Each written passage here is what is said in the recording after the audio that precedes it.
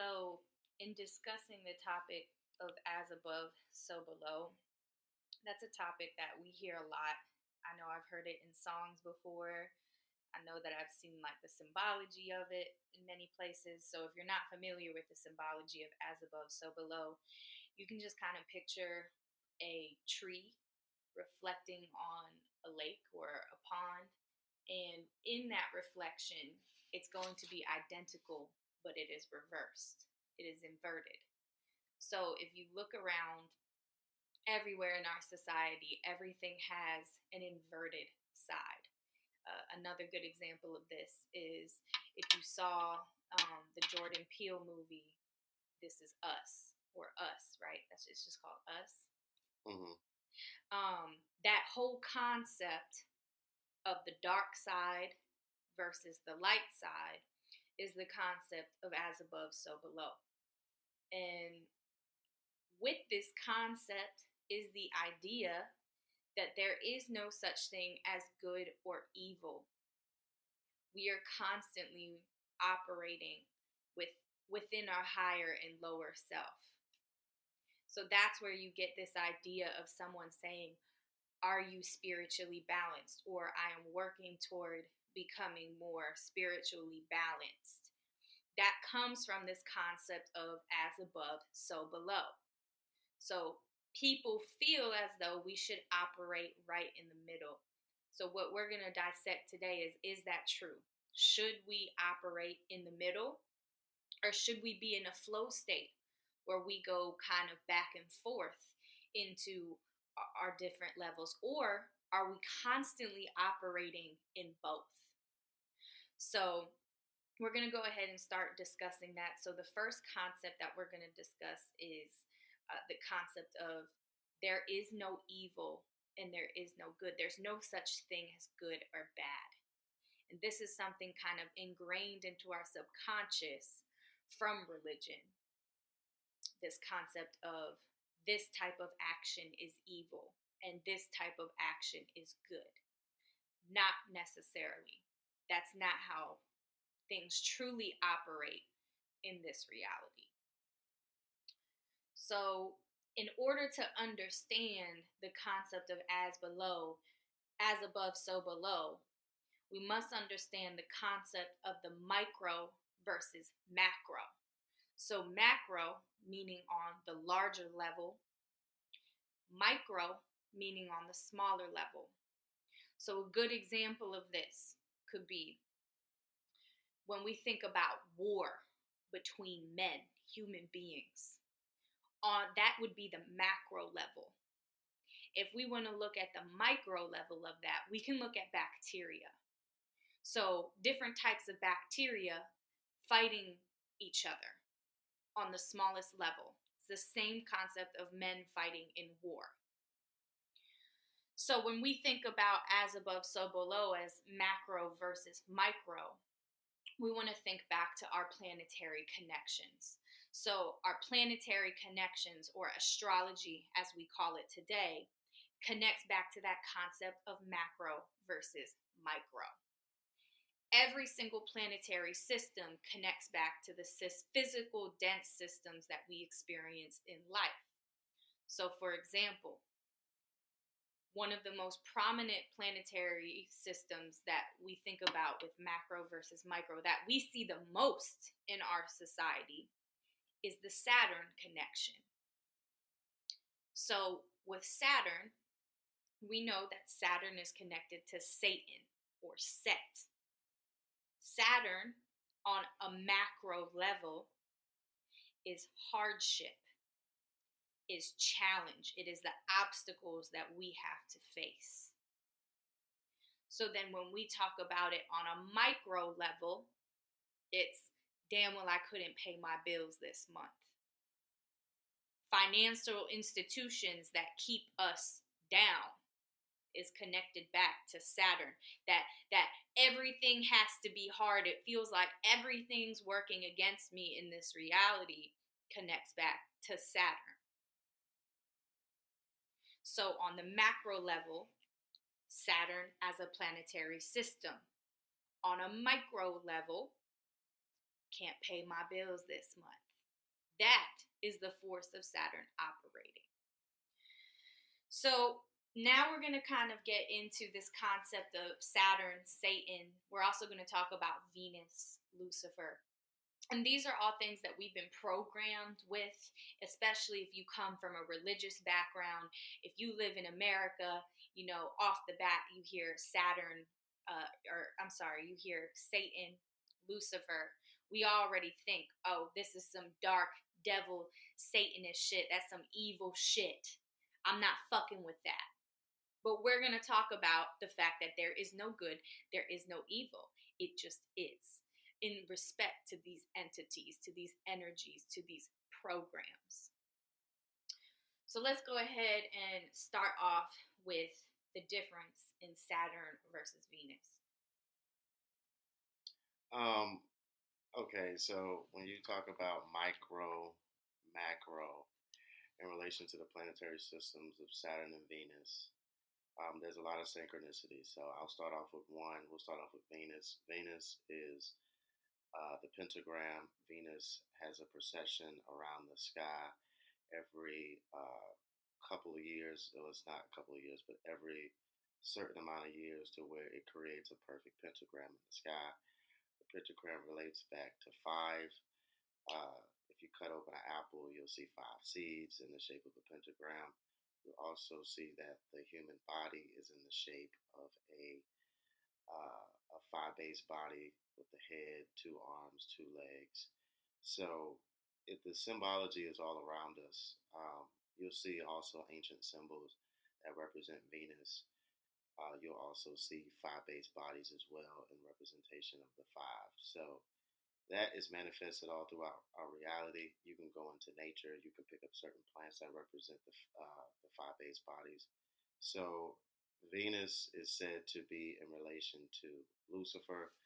Lucifer represents desire. It represents our ability to basically want more out of life.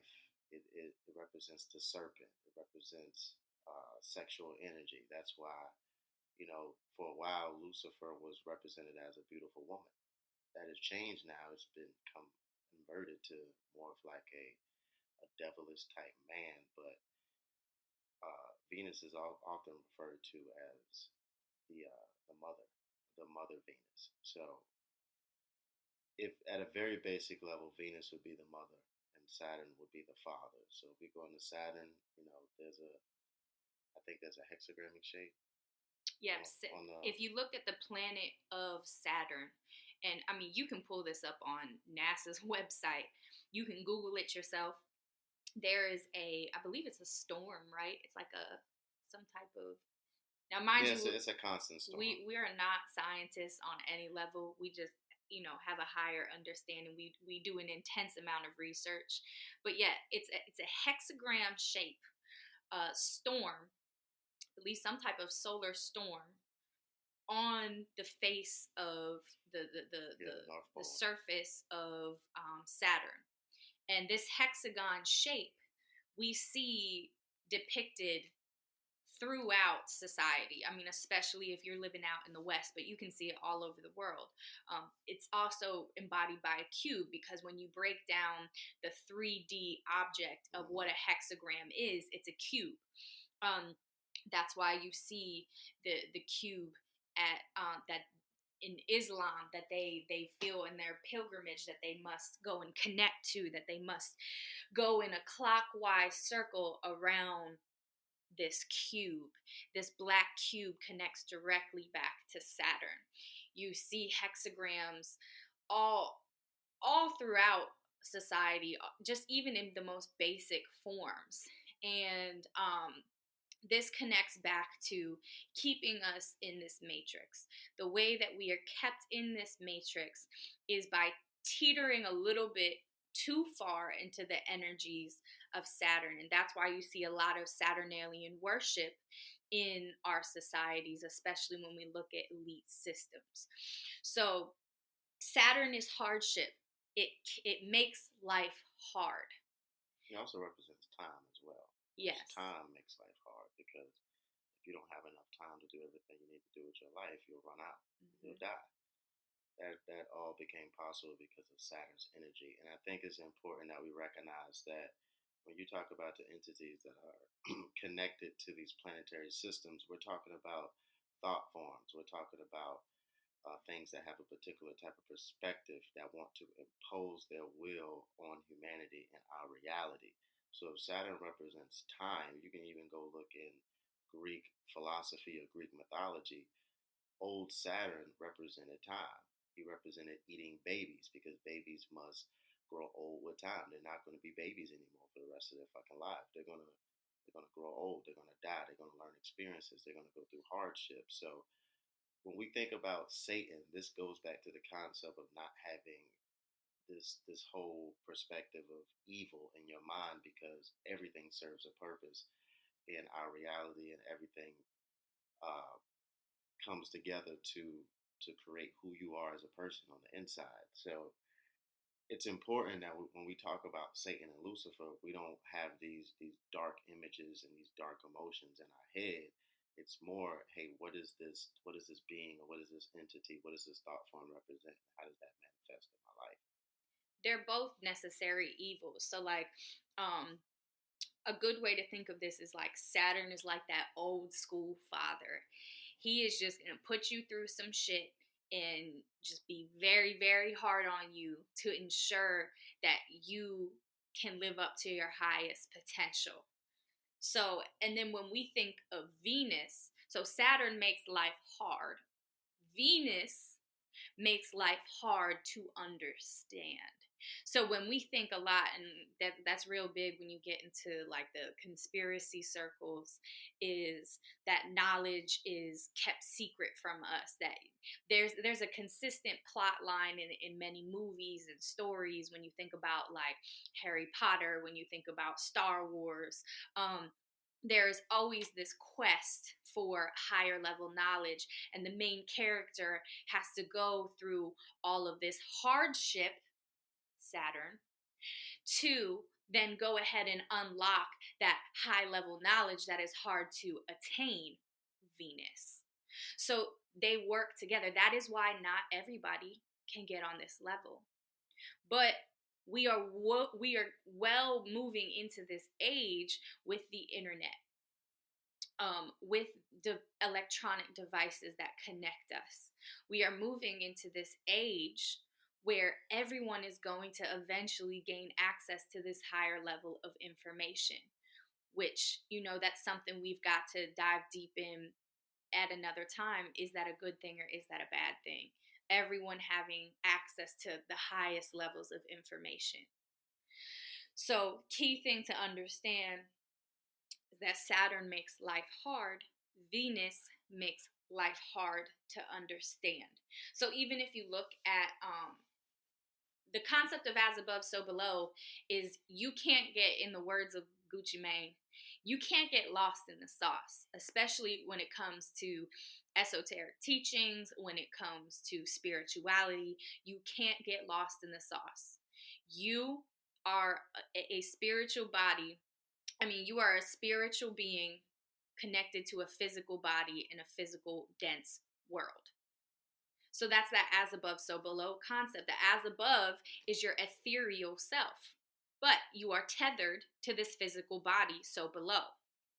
So because we are in this reality where we have a combination of as above, so below, you can't go so high above that you're not even with us. Like that's this concept of being in a constant state of meditation. You're not eating any food. You're a full-blown breatharian. You are so lost in the sauce. That's why a lot of times when people achieve that level, they experience psychosis. They experience detrimental effects on their physical body. They're malnourished, so now their antennas cannot operate properly.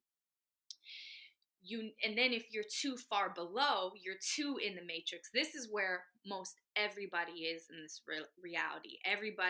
Most people in this reality are too far below. Too far below means all you care about is celebrity gossip. All you care about is what's constantly on that CNN or Fox news cycle. All you care about is, things that really don't have you're never really thinking about what is this. You're never really thinking about what do my dreams mean. You're never really thinking about, oh, what is my past life? What are my past lives, my past incarnations? So you're not going anywhere. That's that whole concept of, oh, mainstream. If you are considered what we call, quote, mainstream, you are so far below.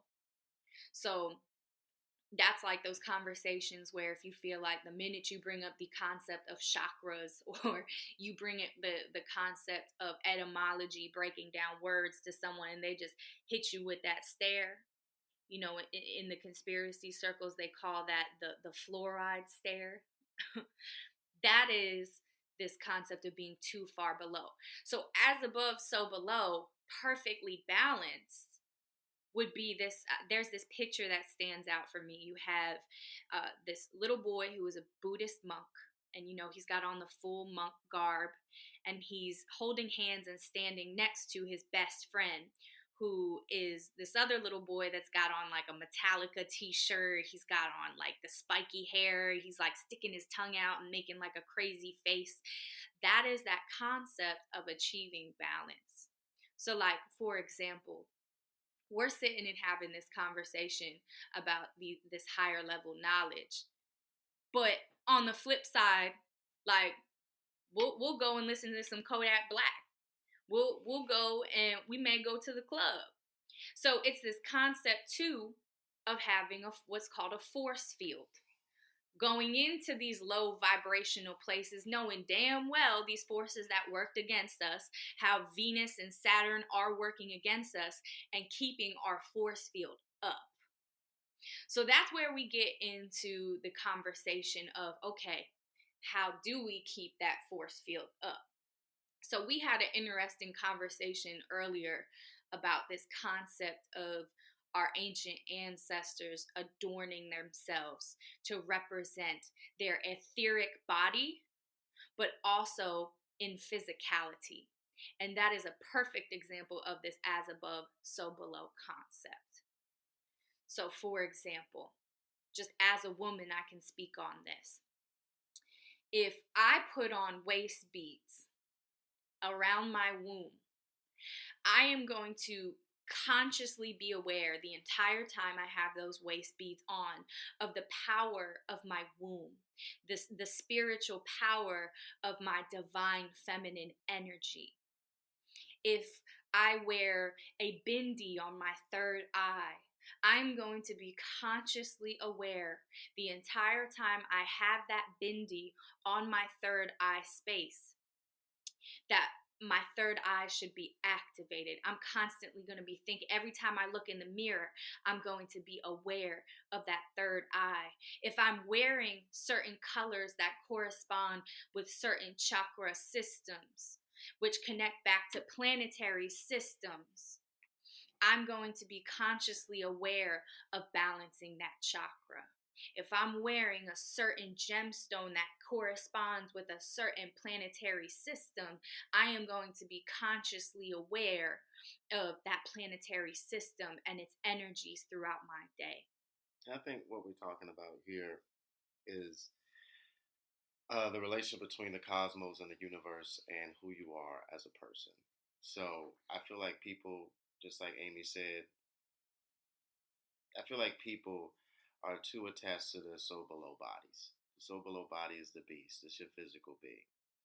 When you think about the universe and you think about planetary systems and you think about a lot of the influences that we see in our reality, it comes from a place. It has an origin story. It comes from a different entity. It comes from a thought form that has influenced your development as a human, the way you think, the way you approach life, your desires, your ego, your lust, your sexuality. All these things have origins. Humans were not always like this. There's a story. There's a connection into each one of those things into us as above concept. So when you look at ancient people, when you look at your ancestors, when you look at indigenous tribes, you see that these people did adorn themselves not to necessarily beautify just their physical Mm-hmm. bodies, but they adorn themselves to represent the inner part of themselves that gave them spiritual faculties, gave them spiritual characteristics. Mm-hmm. So, what we're doing is we are intensifying and bringing forth light to who we truly are. So if that's an Egyptian, representing a serpent coming out of their forehead, or the cobra that they used to wear at the top of their head, or the jewelry that they used to wear to refract light, or just like she said with the beads, it's like what we're doing here is taking the emphasis off just the Sobolo concept of the way we want to look and represent ourselves in the world, but represent the cosmic order of things and who we truly are to harness our real power in this reality. I think that's important to recognize because we look at those cultures as being awkward or weird.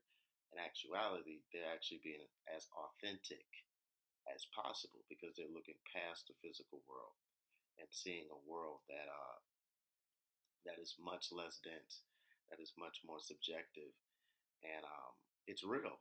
It's real. So when you go back to as above, so below, it's this concept of constantly seeking to find synchronicities and to find the codes in certain things. You just can't pass by things and not understand how it relates to you. So Break down real quick because you made a really good connection with this earlier. Because you talked about the Egyptian pharaohs almost looking like cobras. Even like if we look at Darth Vader in the Star Wars movies, which we can break down another time on how many different deep esoteric levels of Star Wars movies are on. But if we look at the way that pharaohs almost embodied cobras, break that down for what that means. There's a lot going on there because you quickly brought up the concept of the serpent and its connection to the third eye, but really break that down for a second.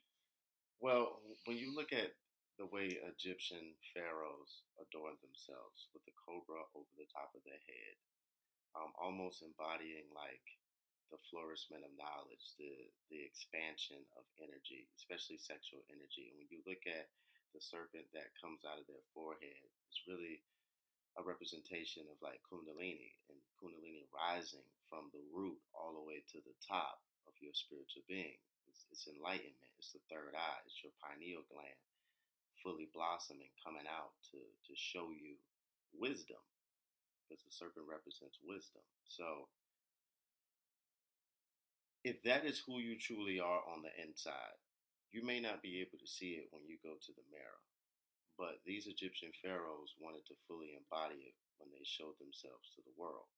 So if you imagine that you have a serpent or something protruding from your forehead, if you imagine that if you encompass and align yourself with the cosmic order, that you can blossom and you can spread just like the cobra spreads its back when it wants to represent or show itself, then these are the energies that are really guiding your spirit body. If you're Mm-hmm. not recognizing these things, then you can't use them. So I like to go back to the concept of just looking in the mirror. If you look in the mirror and you only see your physical body, then you won't be able to use your spiritual faculties. So this is actually a very interesting conversation because this kind of gets into the concept of like fake spirituality or operating on the so below level that you can't even see the above.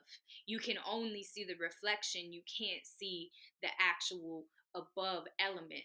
So a good example of this is I brought up the waist beads earlier.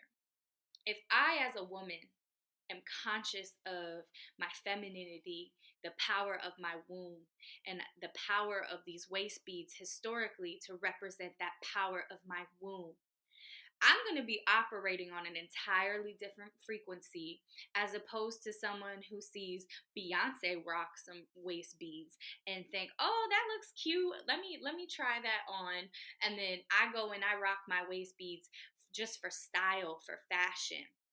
I'm not going to have that same subconscious reaction to having those waist beads on my waist. That is where we get into the power of intention, the power of the mind, the power of imagination.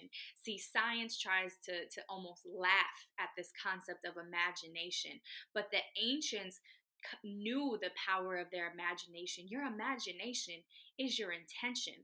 Everything is the mind, everything is the thought form.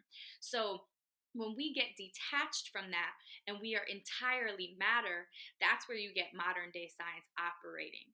The ancients, the adepts, our adept ancestors, they did not operate separate from their imagination, from their spirit, from the physicality. They were constantly operating in a system of as above, so below. So you best believe if this pharaoh is walking around with his headdress like a cobra, with certain jewels corresponding with his different chakra systems throughout his body, his wife wearing her waist beads, her though even the wigs on the top of their head, they shaved their hair off and would wear these wigs, the eyeliner around their eyes. There was a specific metaphysical meaning for every single piece that adorned them, not just to look beautiful. And they understood that. So you best believe if I come out in full pharaoh garb, that I am going to subconsciously be cognizant throughout the day of my spiritual power. I'm going to walk around with my head high, knowing that my Kundalini force is operating on its highest level. So that's why you feel different when you understand the depths of what these things mean. If you put on an Ankh chain and you understand what that really means, you're going to be operating on another level, as opposed to these rappers who just see other people getting these Ankh chains and rocking them. They think, it just means black power. It's so much deeper than that. If they truly knew what this meant, they'd be rapping about entirely different content in their lyrics whenever they put on these chains. That's why in certain rituals, certain colors are worn.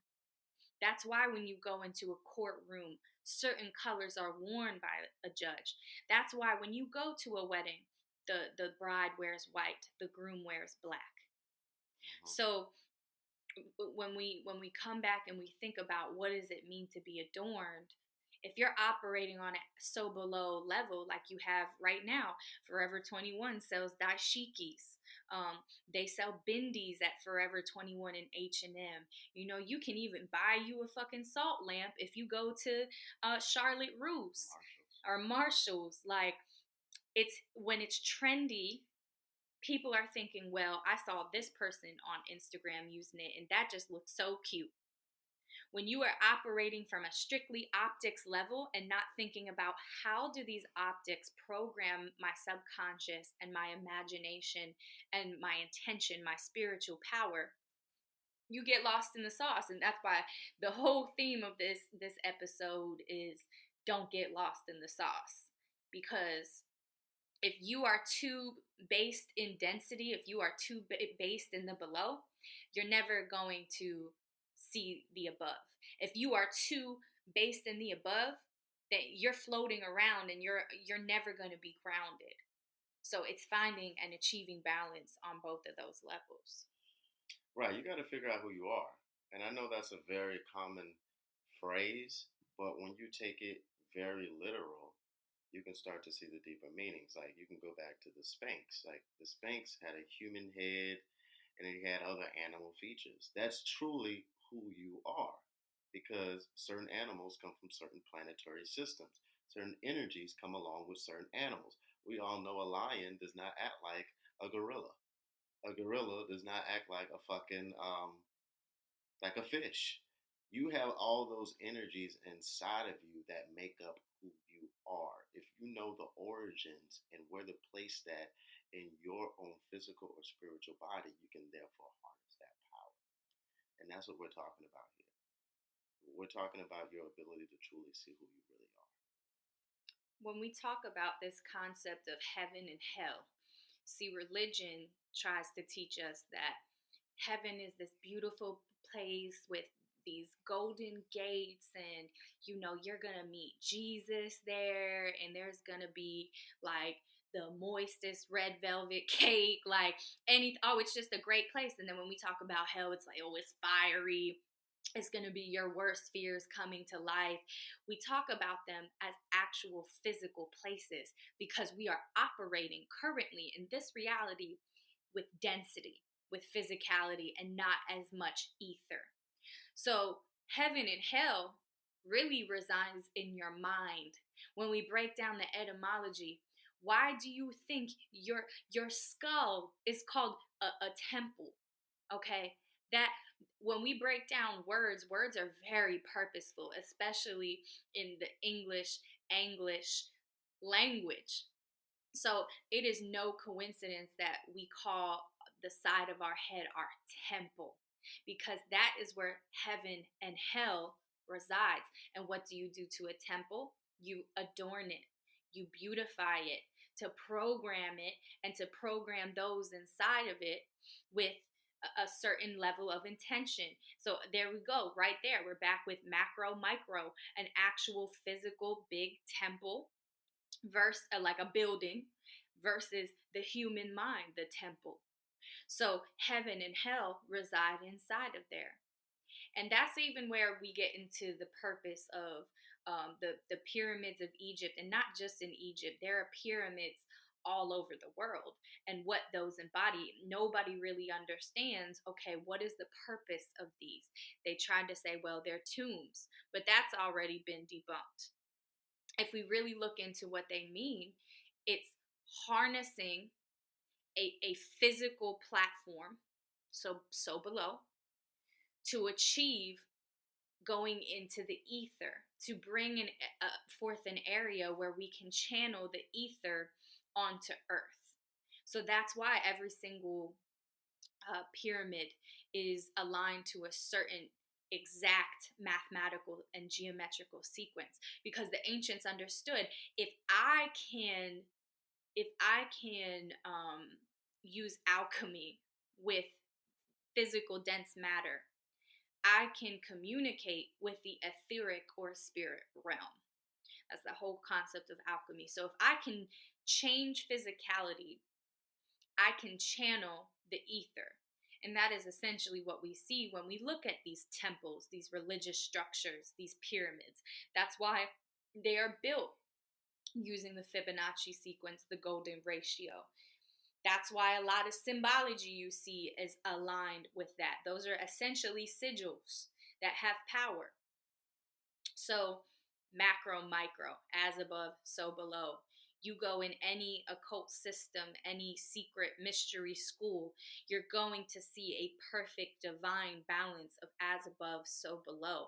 We have power as physical beings that are connected to their etheric spirit to alter physical reality, to break that barrier between density and lack of density. And I think it's important to talk about the implications of if you don't do this.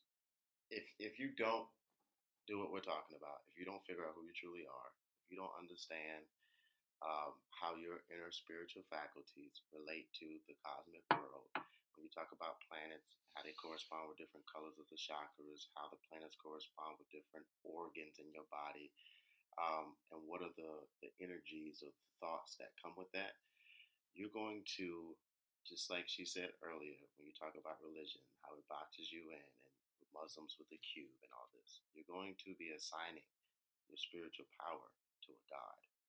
Now, this whole concept of a god is very important because you do have the overarching original creator, and then you have several mini gods, which could be represented as planetary systems or descendants of planetary systems.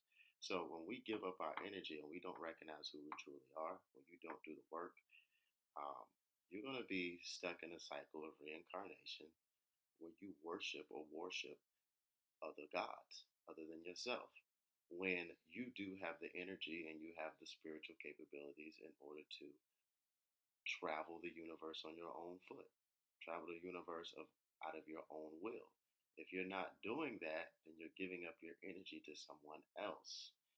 Um, I think that's very important to recognize because it's not like this shit is a gray area or this shit is like some some shit that may or may not happen. What we're talking about is you recognizing who you truly are.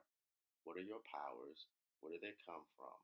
What is the origin story of how you got those spiritual capabilities? But if you don't do that, you're going to be giving up your energy to Jesus or someone else. So with the power of intention, with the power of our imagination, yeah, we probably created these beings, or these beings had a large part in the creation of who we are, and they seek dominion over us.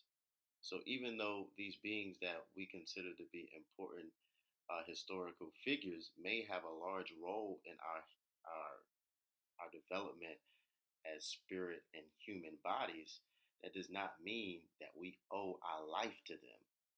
That does not mean that we owe our spirit to them. If anything, we should learn from them, learn the lesson, and keep moving up the ladder to where we can get on that level or higher. This is the point of bringing up the cosmos. Even in the esoteric stories, it says like everything seeks to be a planet one day, and planets seek to represent themselves in earthly realities or denser places. That's why, like, when you go back to Genesis, um, you have this idea of God created man in an image of himself. And Mm-hmm. notice how it's gendered. That right there is the English language being used to program our subconscious. So if we say God created man in the image of himself, we're already applying physicality to this concept of God. Where even same thing, like the new thing is to say is God is a woman. Like that's like the new conscious wave is to say, oh well, God is a woman. Nah. If we really want to break down what it is, this concept of God, if we are connecting God as a source energy, God don't have no goddamn gender. Think about it like a candle. You burn one candle. You spark up a lighter or a match and you light that one candle. Then you've got 20 other candles you got to light. You're going to put them all to that wick of that first candle and you're going to light all those candles from that same flame. That's that concept of the source, connecting back to the source, that concept of God. Yes, we have the creator, the first flame that brought these elements together. But then we have everything else, which is just another representation of that same flame. So that's why one of the most commonly used quotes from the Egyptian Book of the Dead is the kingdom of God is within you. That is that concept of we are not separated from that source. We are the source. So when we go into nature and we see other representations of this source, that's why we feel a certain heightened level of energy with this source, because we feel that connection with those sources. That's why it's so important to look another human being in the eye. You're going to feel something. You're going to feel that connection to the same source. Right, right. So I like that point you brought up about the source, because if we're talking about the concept of the original flame, the original creator, then that original creator created not only just humanity, but he also created the universe, or he or she, whatever you want to call it. This is just It. we have to use English words to explain And that's what why we're talking English about. is so limiting. Exactly. So this creator had to create the other planets. And if we're looking at these planets as thought forms, as energies that are seeking to represent themselves in human form, or seeking to basically express themselves, is even a better way of saying it, then we have to recognize that each part of that cosmic family is within us. So if you choose, like Jesus is connected to Aquarius. He's Mm-hmm. connected to Pisces. He's connected to the water sign. He's the water bearer. Mm-hmm. You're only choosing to connect with one part of your story. You haven't connected to the Saturn part of your story. You haven't connected to the Venus part of your story. You haven't connected to the Jupiter part of your story. So, just to give you an example, like Mars is Mars is responsible for the flame. It's responsible for your ego. It's responsible for your need um, to almost kind of impose your will, which is why it corresponds with the solar plex. We can go down, we can go up the chain to Mercury. Mercury represents your ability to communicate. There's a certain entity that also shows itself through Mercury. So if you choose to say, "Hey, I don't fuck with Mercury," that shit sound like some devil shit. That shit sound like some shit that I shouldn't even be listening to. I just need to focus on Jesus Christ. Then guess what? You're limiting your ability to communicate. Mm-hmm. We're talking about spiritual faculties here. We're talking about who you are. So we can go even deeper with that. Not only have you stifled your ability to communicate, when you look at people across the world who claim or who represent Mercury in the way that they dress, in the way that they adorn themselves, you're not going to understand it. You're not going to understand why they're doing it. And You've been completely cut off from that entire part of the story. that's why we have religious warfare, because Yes. when you're bound to really, it's very interesting. We're going to do a whole other episode on breaking down etymology, again, macro versus micro going into like the very, you can go into syllables of words, you can go into the actual letters. That gets very interesting when you get into Hebrew. But when you break down the word of religion comes from the Latin term meaning bound to, enslaved to. So when religion was first created, it was for those people who felt that they had lost their connection to the divine, to the ether, and they needed guidance. Whereas the ancients operated on a constant level. Adept ancient people operated on a level to where they saw no separation from the ether, the spiritual, and the physical. So they saw everything as a sign from the divine. So if the wind blows a certain way, they're going to interpret that as a sign from the spirit realm.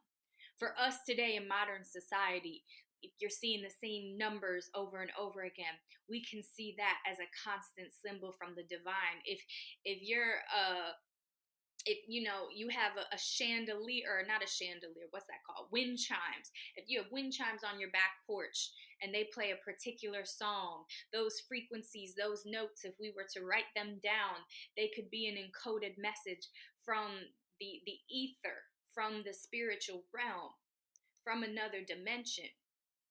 So this constant state of feeling like everything's a sign, you're going to be unlocking keys all day, all day. And that's where we can use our power of thought, our power of logic for good. Because our power of thought, it can be what's called a good thing or a bad thing. Now, we said earlier in the episode that there's not such thing as good or bad, but because of the limitations of English, your ability to think can be below or it could be above. Right, right. So, and I think to add on to what she said, when you really understand the spiritual faculties of your inner self and how those entities of thought forms seek to represent themselves or express themselves in reality, you don't see entities running around this reality. Just keep it all the way real here. We're not going to separate. This is back to being grounded. This is back to the so below concept to connect with everybody. You don't see this shit ain't Lord of the Rings out here. This shit ain't fucking what's that other shit on HBO? Game of Thrones. This shit ain't Game of Thrones. This shit ain't a sci-fi movie out here. What is important to recognize is the subtleties, Mm-hmm.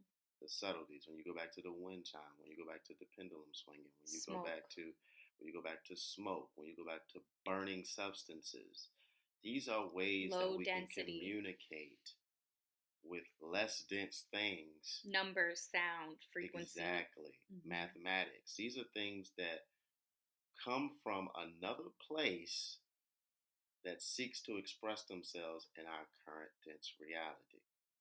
And one thing that's pivotal is understanding that a lot of times when we do hear or see legends or examples of entities that are not of this dimension, being in a physical form in this dimension, it's almost always a low density, or not low density, a low vibrational being, Mm-hmm. because it is easier for lower vibrational, lower dimensional beings to move through physicality. So that's Mm-hmm. why you hear a lot of stories about demons. I know people in my personal life that are spiritually adept people that have claimed to actually see demons, to see them in their physical form. That's why you hardly ever hear people talk about a discussion of a higher vibrational being showing themselves in a physical form. Now, it is possible. There are stories of people witnessing angels, but a lot of times when you hear about those stories, you have people, it happens at nighttime where they're going through their dream state, their altered consciousness. Most people, when they discuss seeing interdimensional beings, when they see the lower vibrational beings, they are fully aware. Some people even believe that they've caught these on camera. You can even pull that up on YouTube.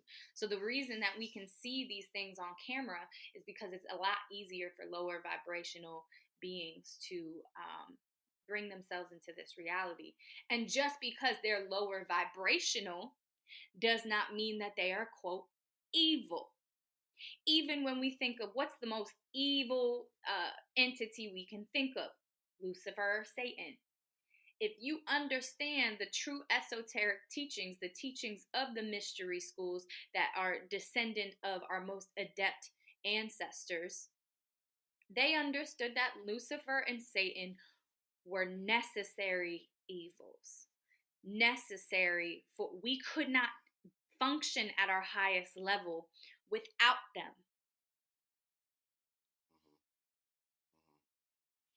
So, I mean, we can start to wrap it up.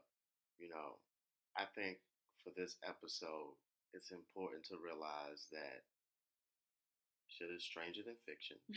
The rabbit hole goes very deep. The rabbit hole goes very deep.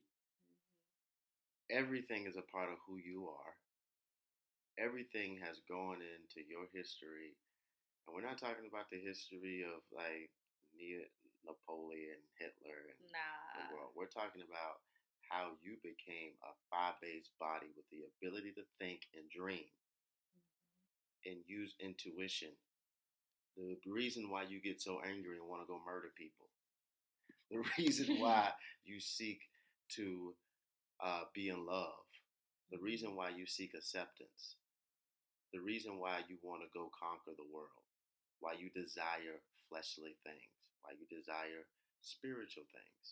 These things, they just don't come from your mama.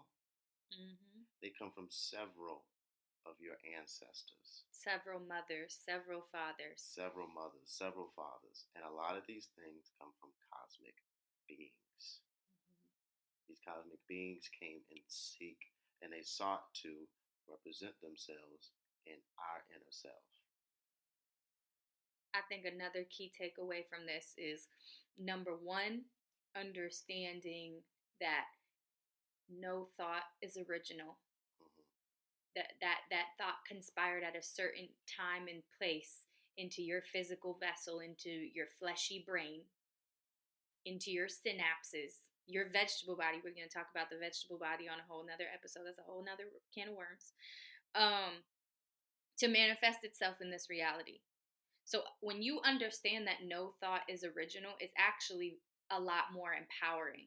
If you think more of your thoughts as downloaded files, um, it's a lot more empowering knowing like, damn, like I Well, was chosen as a physical vessel to download this specific piece of information. And then the next level is sharing it with well, others. that's a major key, and a lot of adepts have said that's honestly humans' strongest spiritual power, which is the power of thought and the power to control your thoughts and your imagination. So when we talk about less dense things, there is no such thing. I don't think I can find something that is less dense than a thought. I've never seen anybody's thoughts. I don't know Mm-hmm. anybody in the world who has seen a physical form of Maybe somebody's thoughts. dreams may be less dense. Dreams are less dense because you can interact with them, but they're still ether. They're still ether. So back to her point, no thought is original. That's true because it comes from somewhere. Mm-hmm. And that's the best way that other entities or other life forms or other beings can communicate with you. Mm-hmm. So, going back to the temple, Macro, micro. if you can rein in the thoughts that are in your head and organize them, or at least be in somewhat of control, which is what the force field is, then you can be in control of your being and you can receive codes and downloads all day. Stop separating your thoughts from who you are. I think I'm gonna say it really is important because this is what took me when I was in my previous years of spiritual development. It took me to another level. No, hold on. I think that's actually reversed. Stop thinking that your thoughts represent who you are. Yes, yeah, yeah. Stop thinking who your thoughts. Stop thinking your thoughts represent who you are. Mm-hmm. Your thought. Just I would recommend just monitor your thoughts Mm-hmm. and start separating it from who you are, and then Observe them. recognize what that feels like Mm-hmm. because this is a constant process.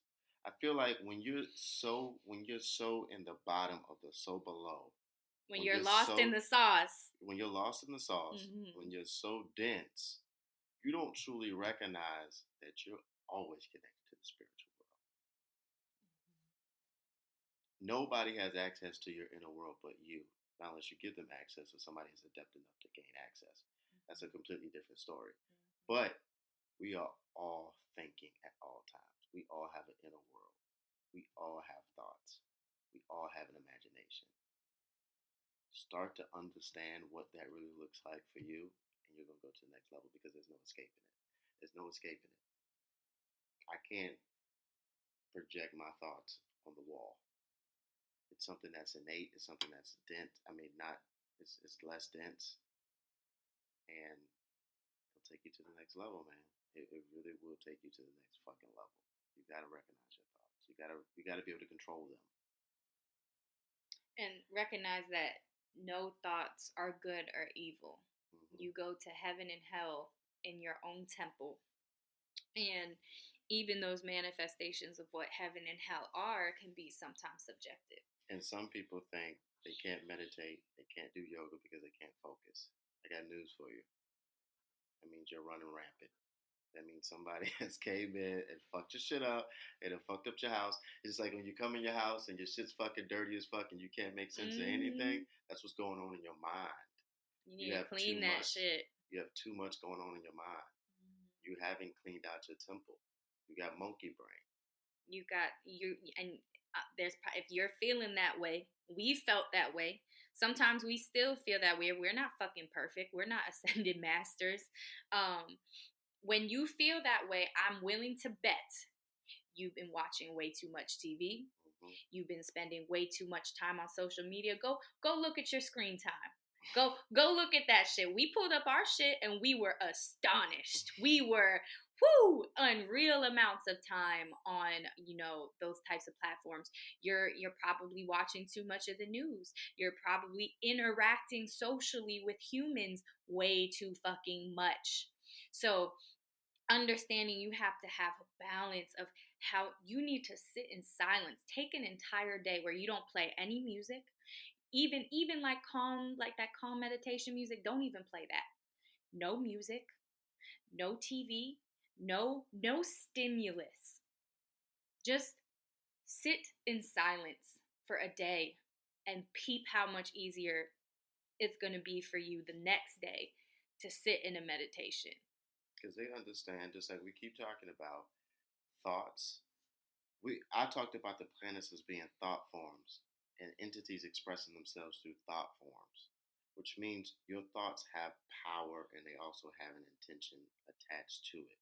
So if your thoughts are running rampant, if they're wild, if they're not organized, if you don't understand what's going on in your head, you don't feel a connection to your thoughts, even though they're separate from you, they still need to be organized in a sense to where you're just not randomly thinking of a bunch of bullshit. You're manifesting other people's agenda if you don't control this. This is how you stay in physicality. This is how you stay in this dense reality. They know if they can get into your head and control the way that you think, hence media, news, shit that we read. Social media is a breeding ground for this because if you think about it too, if other people are placing intentions on you, Mm-hmm. you are then open to the power of their intentions and their manifestation. So, like, for example, if you post something on social media, and depending on your follower count, the higher your follower count is, the higher levels of subjectivity you place yourself into when it comes to other people's intentions. You have 3,000 people placing their intention on you. I got cognizant of this one day when I just realized that someone was being a straight up hater. And I don't do anything on social media but post about positivity and critical thinking. I don't even say anything that's dramatically political. I only post positivity, really. And I still had a hater. And that made me look at, oh well, damn, how many other people are, snakes in the grass? How many other people are placing negative intention on me? And that made me really think. And I went into all of my followers. I deleted like 150 followers because if I wasn't sure where your intention was, you're automatically getting deleted. So, just some fruit for thought about your interactions with media, social media, the spiritual and metaphysical implications of that. Well, you want to sit in your crown. You want to sit at the forefront. You want to be able to control the gates. You're talking about Trump with this goddamn wall. Why don't you have a wall? You know what I mean? Look at your portals. Your portals are wide open for invasion. If we're talking about this, you think about this from an inner perspective. If your house is your body, the actual house, we're talking about the structure of a house. Mm-hmm. That would be your body. Everything inside of that is precious. You got your kids in there. You got your wife in there. You got what you eat inside of there. You got appliances in there that keep the house fucking going. Let's not lie, you got that big ass flat screen TV that brings you a lot of joy. You got all that shit in there. Shit you don't even need in there. Yeah. Now imagine robbers coming in there and just pissing on your sofa, pissing on your carpet, touching your kids, raping your wife, changing your TV station. Are you going to put security blocks on the door or not? Mm-hmm. Are you going to put security blocks on the door? And pretty soon, if you just keep letting them do that, they're gonna be it's gonna be their house, and they just gonna be living in your body. I never thought I'd say that, but build that wall. Build that fucking spiritual wall. Build that force field.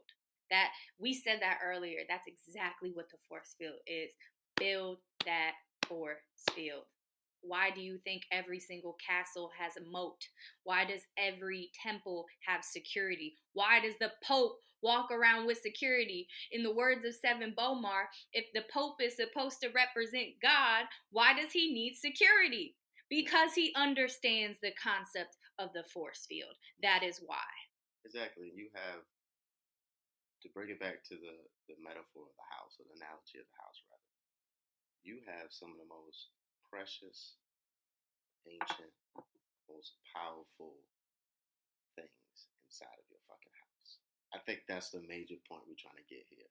Like, you could talk about the so below aspect of an actual physical house that you're in right now, but your house the one that you're experiencing right now, listening to this podcast, has some of the most precious, ancient, most powerful faculties that anything can have on this planet. Why do you think they're trying to create artificial intelligence from who you are? How do you think computers were created? They were created by studying the faculties of our organs.